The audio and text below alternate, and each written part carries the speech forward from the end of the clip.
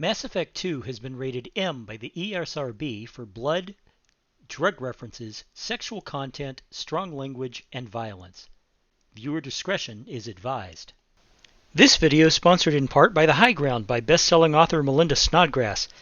In the Solar League, those without choice seek the high ground. Go to Amazon.com for your copy today. There we go. I mean, it's my family, and I love them, but occasionally, I get set up to record because, hey, everybody's in bed, and it'll be like halfway into my recording, and suddenly everybody's no longer in bed anymore. Anyway, let's go on. Are you military or political? Or both? Cerberus has several divisions. Political, military, scientific, but we're all working towards the same goal. We keep our ranks and structure similar to the Alliance. A lot of our recruits started there, but not all Cerberus operations use the same protocols. We try not to get bogged down in bureaucracy or formality. What kind of resources does Cerberus have? We're very well funded, though I doubt anyone other than the Illusive Man knows exactly how well. But our resources aren't unlimited. Reviving you and rebuilding the Normandy was a significant investment, and a significant risk.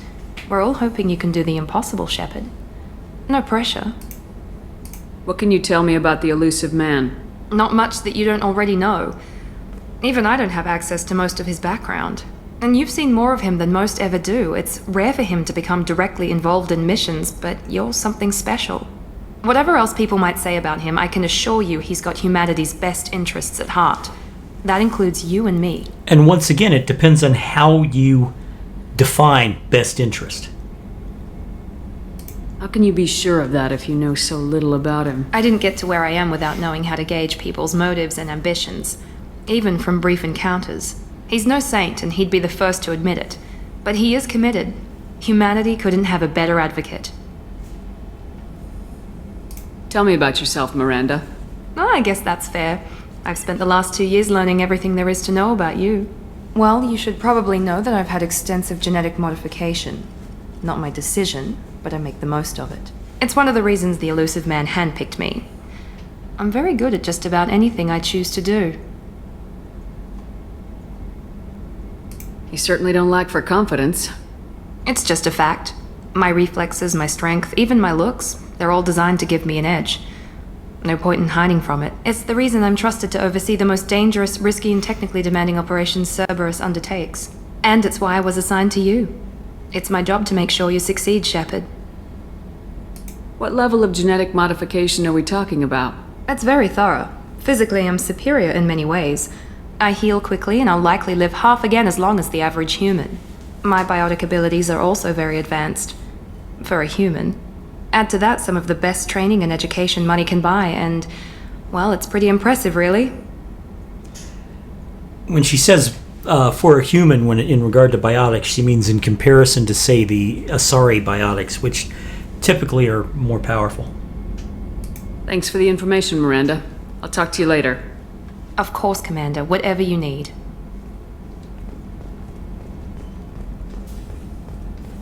Chef surprise again? Come on, Rupert. I'm sorry, Princess. Filet mignon and caviar coming right up. Let me just get out my doilies. That'd be real nice, Mr. Gardner. And of course, Mess Sergeant Gardner is being voiced by the same guy who voices Ambassador Udina. Commander Shepard, the hero of the Citadel. You did humanity proud that day. Mess Sergeant Rupert Gardner here. How can I be of service? He doesn't even really hide the fact that it's the same voice. Do you have everything you need? I make do. But have you ever tried to prepare a decent meal with military provisions? Yes, I have. Good, but I'm no miracle worker. Taking down the collectors is going to be rough business. The crew deserves a few fine meals before they throw themselves into the fire. As a chef, I have done just that. Military provisions are not as bad as you might think. Not anymore. They used to be. Back in the 60s and 70s, they really used to be. But right around the mid-80s, they started really turning around military rations. And in the 90s, they got them better. And in the early 2000s, they got them even better. And now, they're not that bad. I mean, sure, they're not standard restaurant fare. But for military rations, they're not. They're pretty good. What do you need? If I had some quality ingredients... Oh, shit. You've got more to worry about than grocery shopping on the Citadel. Forget I mentioned it. If I head that way, I'll keep an eye out. Much appreciated. Most of this list is probably standard fare for those namby-pambies on the Citadel. Anything else you'd like to talk about? Nope. I won't take any more of your time. Back to work.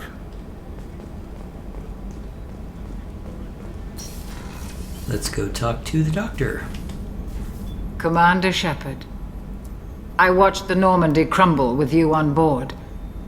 It's good to see you alive. God, I used to know this voice actress's name, and now I can't think of it. I see her face in my... I can see her face in my head, but I can't think of what her name is. But she's done a bunch of really impressive live-action appearances, too. She's a pretty good character actress. Nice to see a familiar face, Doctor. I feel the same. I wish more of the original crew could be here. The kind of trauma you endured would have changed most people. But not you, I see. Welcome back, Shepard. Do you have everything you need? I believe so. This medical bay seems very much like the sick bay on the original Normandy. Only thing missing are my private reserves. I even had a bottle of Cerberus ice brandy that I was saving for a special occasion. It's nothing like the previous sickbay. I'll keep an eye out for a replacement bottle. Oh, you needn't. It's expensive, and we have much larger concerns ahead.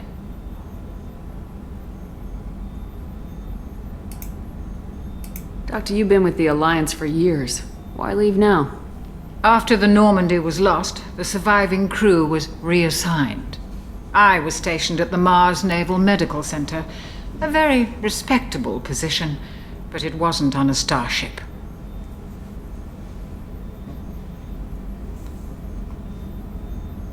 Colonial military life isn't for you? I've spent most of my life on warships, never knowing what the next mission might bring. I'm used to the hum of engines, the creaking of bulkheads, that subtle vertigo when the momentum dampeners kick in. Life planetside is just too static, too boring. You're not the Cerberus type, Doctor. I don't work for Cerberus. I work for you. On a mission that may be crucial to the survival of the human race. I like the fact that she makes that distinction. Cerberus will be ethical. I trust you, Commander. I really do. I like the fact that she distinguishes working with Shepard, who is working with Cerberus, and working with Cerberus. There's a very good chance this mission will be a one-way trip. Are you prepared for that? I've been through the reclaiming of Shanxi, the Skillian Blitz. We survived the Battle of the Citadel and the destruction of the Normandy together. I've lived a full life. No regrets. I'd like to make sure the crew gets the same opportunity. I think the developers of this game made a big mistake not letting they made a big mistake not letting you romance Dr. Chakwas, because she would be a fine romance character. I'll see you later, Doctor. Commander. She really would. She would make a really great romanceable character. Alright, let's go back to the elevator and we will go down to the next floor.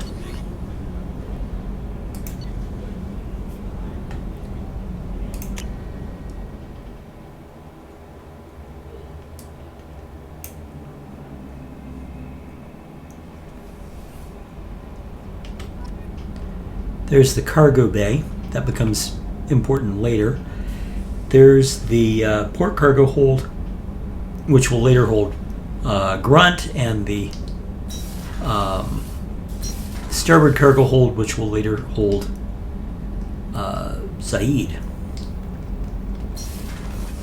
And down here,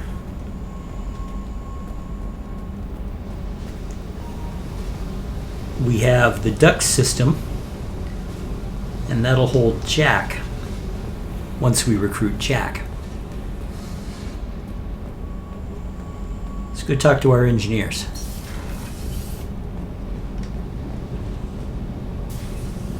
You came all the way down here to see us? You're speaking to our commanding officer. I'm touring the ship, getting to know my crew. I'm Engineer Ken Donnelly, handling the power control systems. This is Gabby. That's Engineer Gabriella Daniels, actually. I'm responsible for the propulsion systems. What can we do for you, Commander? Are you set up okay down here? We can't complain. I just wish it didn't take so long to calibrate the FBA arrays. Kenneth, you're complaining. What kind of problems are you having? When they upgraded the Normandy design, they got a bit sloppy with the FBA couplings. I won't bore you with the tech, but there is an array of attenuators in the primary power transfer system that channels the field bleed. Kenneth, you're boring the commander with tech. In short, if we had T6 FBA couplings installed, it'd save us a lot of maintenance time each day. Why isn't something like that already installed? It's probably just a design oversight. Efficiency isn't affected. It's a maintenance issue. Also, the T6 model can be hard to find. Nash and Stellar Dynamics discontinued them. We could probably find used ones in the Omega markets, but we have no time for shore leave. Where'd you receive your training? Both Gabby and I started in the Alliance, serving on the SSV Perugia. She flew in the first wave at the Battle of the Citadel. We saw Sovereign firsthand. Perugia is a name that you'll hear again and again. It's used as a password later. It's the name of a couple of ships. Why did you leave the Perugia? After you died, Anderson lost political clout. The Council backslid on the Reaper menace. They discounted Sovereign as an isolated threat, as a single... Which was bullshit. They said your warnings of a greater danger were mistaken or delusional. We lost respect for Alliance leadership. We need to fight the real enemy, and only Cerberus seemed to be doing that.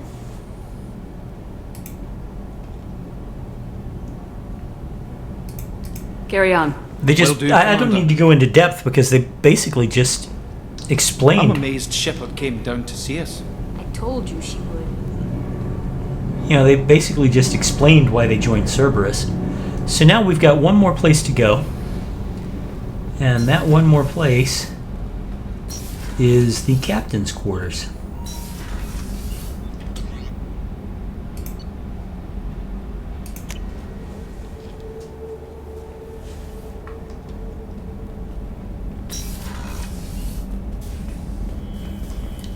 It's a fish tank. I probably will be putting fish in it. I just have to remember to feed them. Okay, these are the achievements I've earned so far in the game. Haven't really done much of that. There's a picture of my honeyboo. And a copy of my private terminal. I don't have the space hamster yet. And of course, this is my private bathroom with my own shower in the corner and a toilet, and there I am in the mirror. That's an upgrade. You weren't able to see yourself in the mirror in the original version. This is another customized gear thing. Armor. Helmet, no helmet. Helmet, no helmet. You know what? I think I'll just go ahead and use the mask for now.